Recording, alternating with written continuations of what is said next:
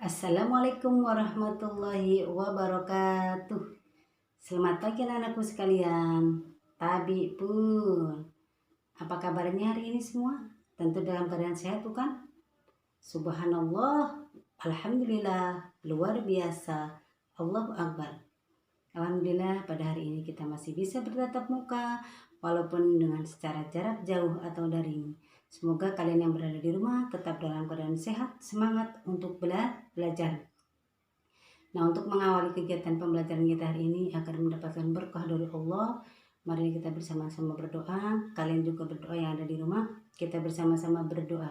Bismillahirrahmanirrahim. Rabbi shrah li sadri wa yassir li amri wahlul 'uqdatam min lisani yafqahu qawli.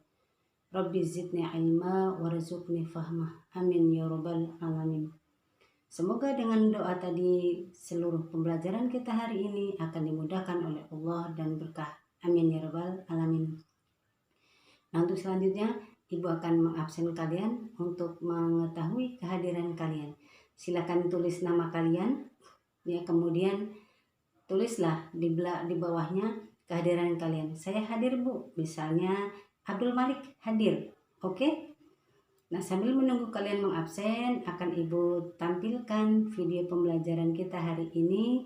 Silakan kalian menyimak, mengamati, dan memperhatikan. Semoga kalian dapat mempelajarinya dengan baik. Silakan, selamat menyaksikan. Baiklah anak-anak, materi yang akan kita pelajari hari ini yaitu tentang sejarah Nabi Muhammad periode di Mekah.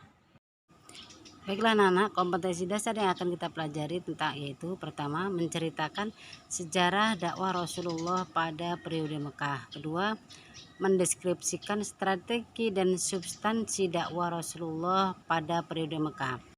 Pertama, kondisi masyarakat Mekah sebelum kenabian. Menurut ahli sejarah, kondisi bangsa Arab di zaman jahiliyah waktu itu dalam segi keagamaan mereka menyembah berhala serta menyembelih hewan-hewan kurban di hadapan patung-patung untuk memuliakannya.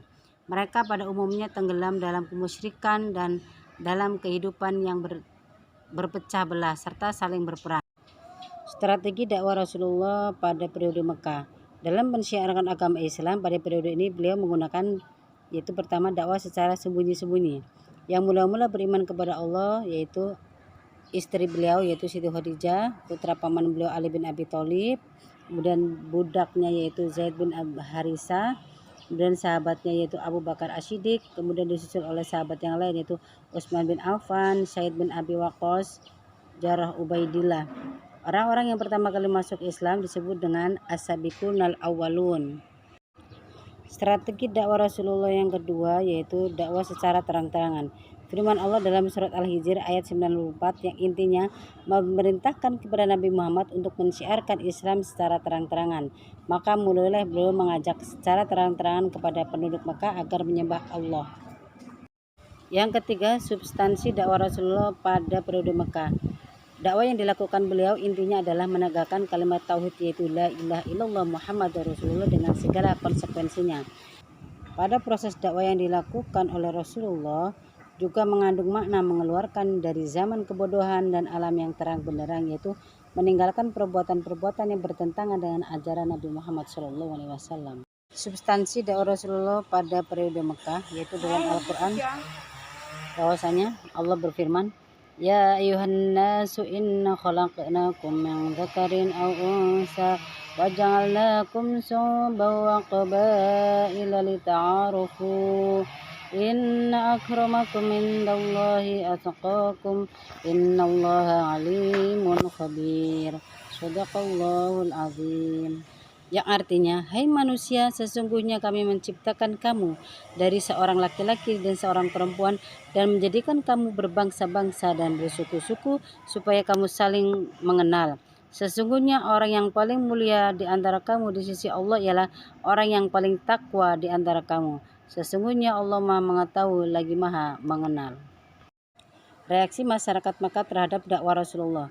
alasan orang-orang yang menerima ajaran Rasulullah atau orang Islam yaitu pertama, mereka meyakini bahwa apa yang disampaikan oleh Nabi Muhammad adalah berdasarkan wahyu. Kedua, keteladanan Nabi Muhammad yang dilakukan dalam kesehariannya. Ketiga, ajaran yang dibawa Nabi Muhammad bersifat rasional. Keempat, dalam melakukan syamnya beliau tidak melakukan kekerasan. Reaksi masyarakat Mekah terhadap dakwah Rasulullah yang menolak atau menentang ajaran Nabi Muhammad atau orang kafir. Yang pertama, mereka khawatir Tuhan mereka akan tidak disembah oleh masyarakat Mekah. Kedua, ajaran yang disampaikan Rasulullah bertentangan dengan ajaran yang mereka lakukan selama ini. Ketiga, mereka takut akan kehilangan kekuasaannya. Yang berpura-pura menerima ajaran Nabi atau orang munafik adalah pertama, ingin menghancurkan Islam dari dalam. Kedua, ingin merebut kekuasaan Nabi Muhammad SAW. Baiklah Nana, untuk selanjutnya Ibu akan memberikan soal sebagai materi yang telah Ibu jelaskan tadi dengan kalian menjawab soal yang Ibu sebutkan. Yang pertama, mengapa sebelum kedatangan Islam bangsa Arab disebut bangsa jahiliyah? Kedua, bagaimana cara Nabi Muhammad dalam mensyiarkan ajaran Islam? Ketiga, apakah inti dakwah Rasulullah dalam periode Mekah? Keempat, mengapa sebagian masyarakat Mekah menerima ajaran Nabi Muhammad? Kelima, sebutkan orang yang mendapatkan gelar as-sabiqun al-awwalun atau orang-orang yang pertama kali masuk Islam. Selamat mengerjakan, semoga berhasil.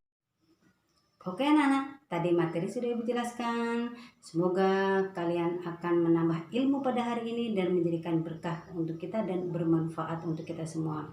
Dan untuk mengakhiri pertemuan kita pada hari ini, marilah kita bersama-sama dengan membaca doa. Kalian yang ada di rumah jangan lupa selalu berdoa. Bismillahirrahmanirrahim. Subhanaka Allahumma wa bihamdika asyhadu an la ilaha illa anta astaghfiruka wa atubu ilaih. Amin ya rabbal alamin. Dari awal hingga akhir materi yang Ibu sampaikan, apabila banyak kesalahan kepada Allah Ibu mohon ampun, kepada anak-anak sekalian Ibu minta maaf, dan Ibu akhiri saja. Wassalamualaikum warahmatullahi wabarakatuh.